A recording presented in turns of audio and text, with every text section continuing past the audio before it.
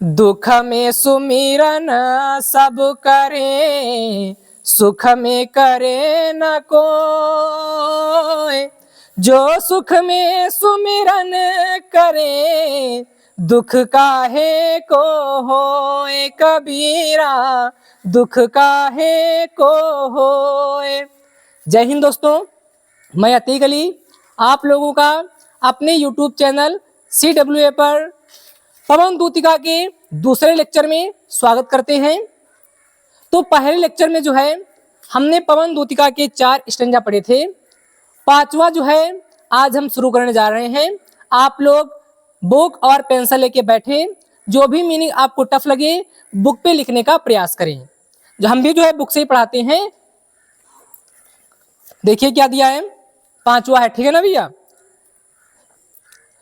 थोड़ा आगे सरस रव का धाम सत पुष्प वाला, अच्छे अच्छे बहुद्रुम लतावान सौंदर्यशाली, प्यारा वृंदा विपिन मन को मुग्धकारी मिलेगा, आना जाना इस विपिन से मोह माना न होना।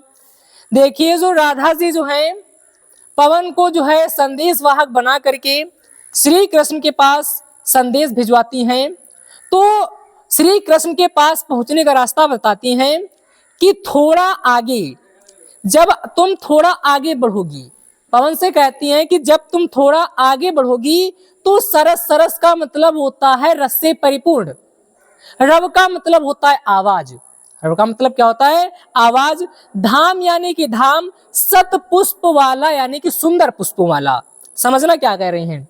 राधा जी पवन से कहती हैं कि जब तुम थोड़ा आगे बढ़ोगी तो वहां पर तुमको सुंदर पुष्पों वाला धाम मिलेगा, जो कैसा होगा, सरस रव, उस मतलब जो सुंदर फूलों वाला जो धाम होगा उसमें जो है रस से परिपूर्ण आवाजें आ रही होंगी, पक्षी चहचहा रहे होंगे, कीड़े मकोड़े बोल रहे होंगे, ठीक है ना। फिर क्या दिया है, अच्छे अच्छे बहुद्रुम लतावान सौंदर्यशाली, करे अच्छे अच्छे बहु यानी कि बहुत सारे, द्रुम यानी कि पेड़, द्रुम माने पेड़, लतावान ये लताओं से परिपूर्ण, सौंदर्यशाली यानी कि सुंदर।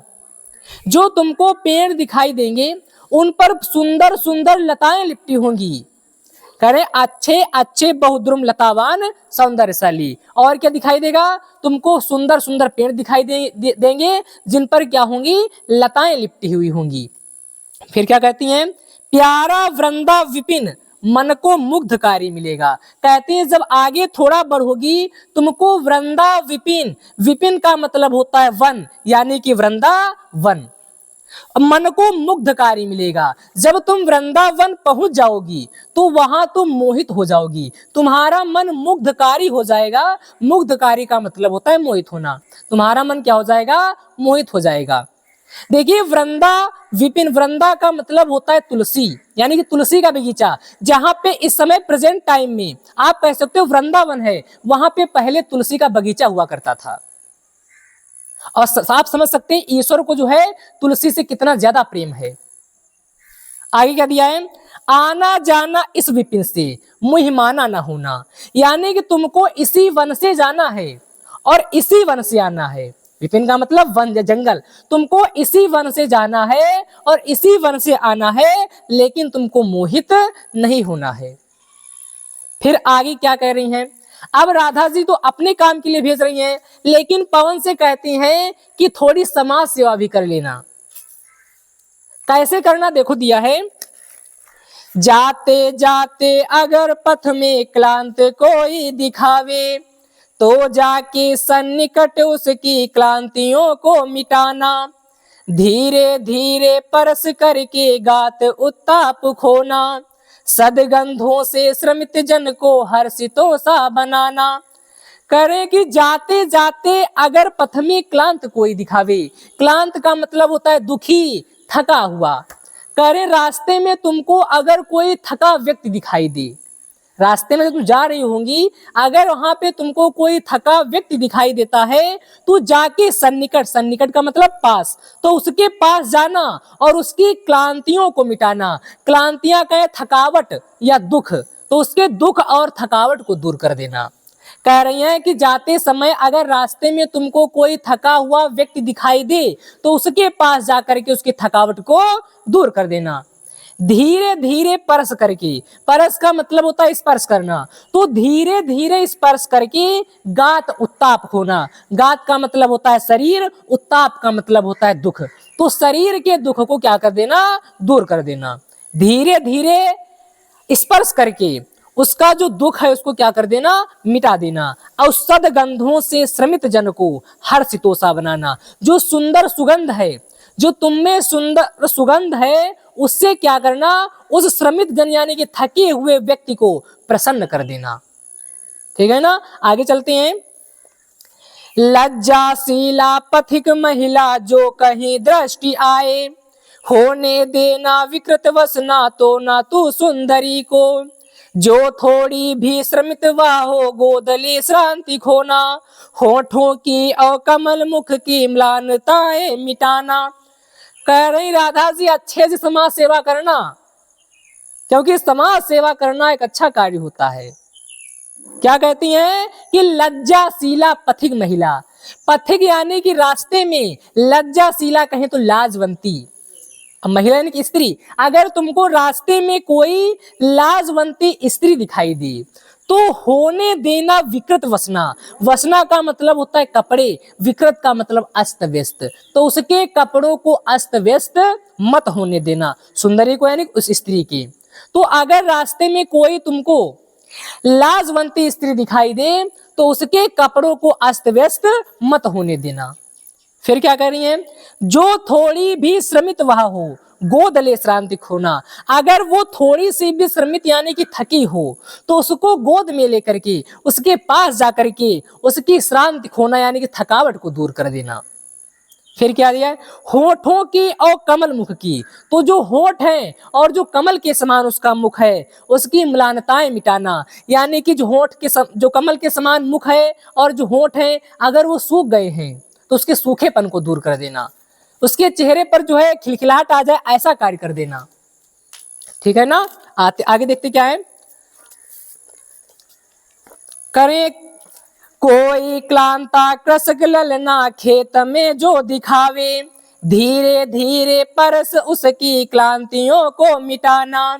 जाता कोई जलद यदि हो व्योम में तो उसे ला, छाया द्वारा सुखित करना तप्त भूतांगना को। कह रही हैं, फिर राधा जी कहती हैं कि इसके अलावा अगर कोई क्लांता कृषक ललना, ललना का मतलब होता है स्त्री, ललना का मतलब होता है बेटी, स्त्री भी होता है बेटी भी होता है, तो यहां हम स्त्री से लेंगे कि कोई क्लांता यानी कि थकी हुई या फिर दुखी। अगर कोई दुखी कृषक ललना यानी किसान के घर की स्त्री, अगर कोई थकी हुई किसान के घर की स्त्री तुमको खेत में दिख जाए तो क्या करना, धीरे धीरे परस, तो उसके पास जाना और धीरे धीरे स्पर्श करके उसकी क्लांतियों यानी कि उसके दुख को, उसकी थकावट को दूर कर देना। फिर कह रही हैं, जाता कोई जलद यदि हो व्योम में तो उसेला। अगर कोई जलद यानी कहें तो जलद का मतलब होता है बादल, जलद का मतलब क्या होता है, बादल, और व्योम का मतलब होता है आकाश। कि अगर आकाश में कोई बादल जा रहा हो, आकाश में तुमको कोई बादल दिखाई दे तो क्या करना, छाया द्वारा सुखित करना, तो उस बादल को उस स्त्री के ऊपर ला करके उसकी छाया के द्वारा उस स्त्री को खुशी कर दे, प्रसन्न कर देना। तप्त भूतांगना को, उस जलती हुई स्त्री को, उस दुखी स्त्री को क्या कर देना, प्रसन्न कर देना। ठीक है ना, आई होप आप लोग समझ रहे होंगे। तो आगे चलते हैं, क्या दिया है, जाते जाते पहुंच मथुरा धाम में उत्सुकता हो, न्यारी शोभा वर नगर की देखना मुग्ध होना। तू होवेगी चकित लख के मेरु से मंदिरों को, आभा वाले कलश जिनके दूसरे अर्क से हैं। कह रहे हैं कि जाते जाते पहुंच मथुरा धाम में उत्सुकता हो। कह रहे हैं कि जब तुम मथुरा धाम पहुंच जाना तो थोड़ी उत्सुक हो जाना कि ये भी देख लें वो भी देख लें। राधा जी पवन से कह रही हैं कि जब तुम मथुरा धाम में पहुंच जाना तो वहां थोड़ा उत्सुक हो जाना, हर चीज देखने के प्रति क्या होना, उत्सुक रहना। न्यारी शोभा वरनगर की, वो जो वर यानी कि श्रेष्ठ, जो श्रेष्ठ नगर है उसकी न्यारी शोभा, न्यारी कहे तो सुंदर, तो उस श्रेष्ठ नगर की जो सुंदर शोभा है उसको देख करके मुग्धित होना, मुग्ध होना, प्रसन्न होना।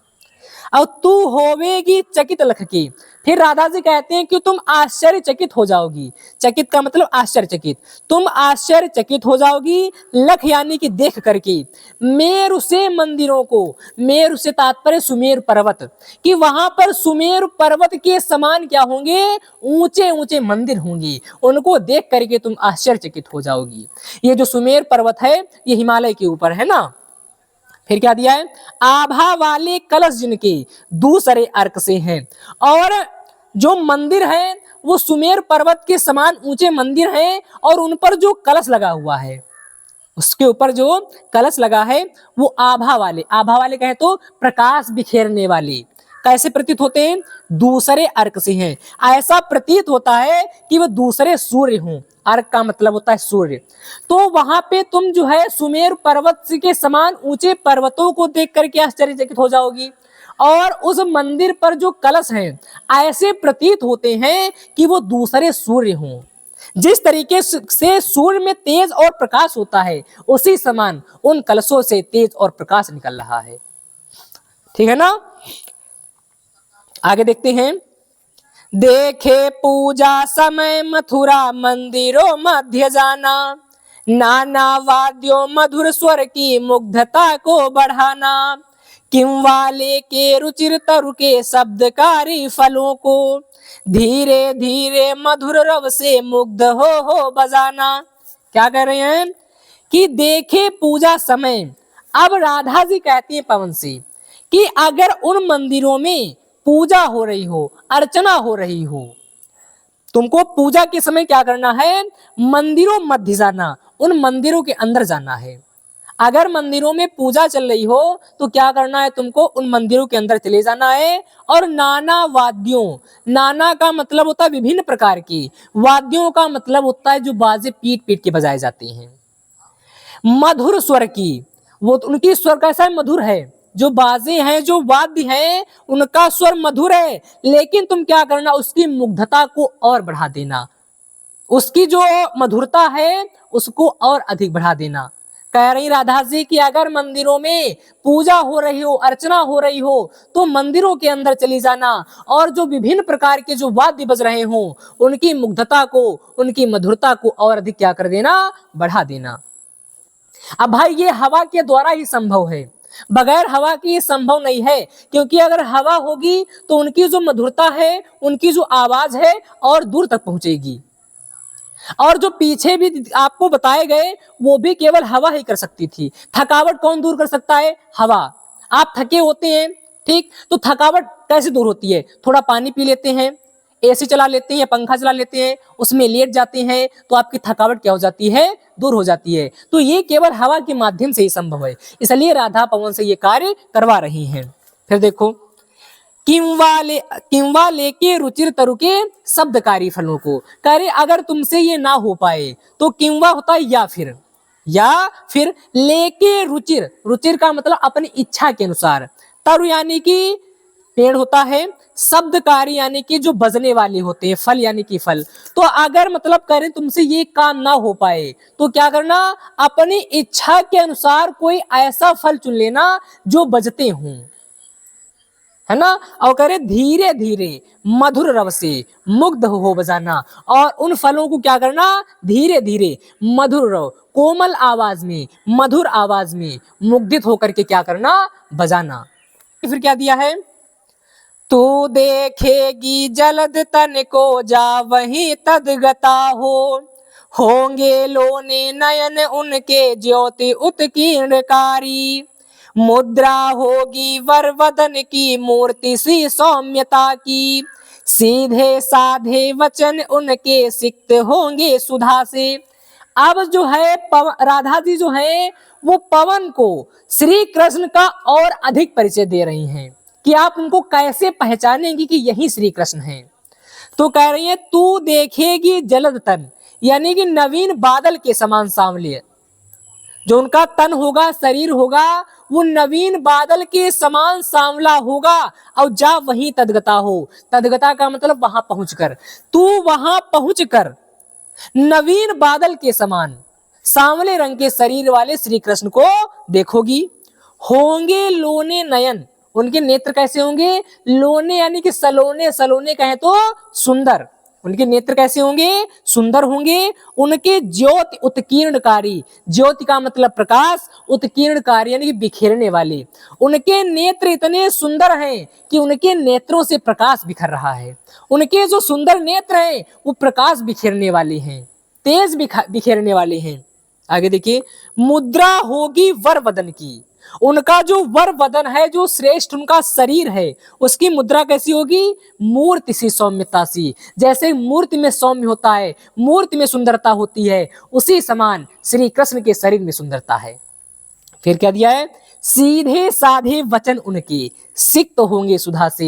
उनके वचन कैसे हैं? उनके वचन है सीधे साधे। जब वे सीधे साधे वचन बोलते हैं तो ऐसा प्रतीत होता है कि उनके शब्दों में क्या घुल गया हो? सुधा यानी कि अमृत घुल गया हो। उनके शब्दों को अमृत से सींचा गया हो। सिक्त का मतलब सींचना। ऐसा इतनी मधुर उनकी आवाज है कि जब वो बोलते हैं तो उनकी बातों से जो है अमृत टपकता है। ठीक है, आगे देखते हैं। नीले फूले कमल दल सी गात की श्यामता है, पीला प्यारा वसन कटी में पहनते हैं फबीला, छोटी काली अलक मुख की कांति को है बढ़ाती, सद वस्त्रों में नवल तन की फूटती सी प्रभा है। क्या दिया? नीले फूले कमल दल सी गात की श्यामता है। और अधिक परिचय देती है श्री कृष्ण का।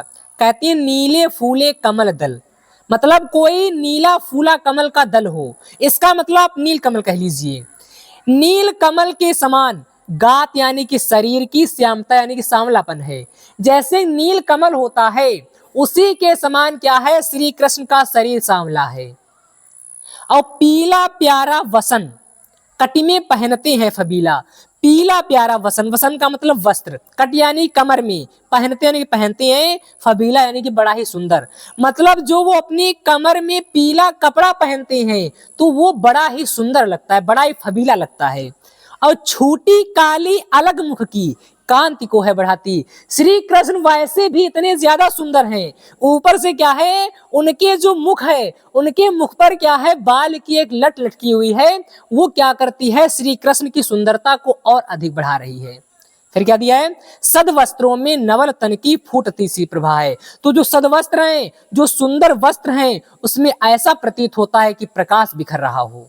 क्या हो रहा भैया? प्रकाश बिखर रहा हो। तो ठीक है, तो आज जो है इतना रखते हैं, बाकी आगे जो बचा है वो अगले लेक्चर में कवर किया जाएगा। तब तक के लिए धन्यवाद।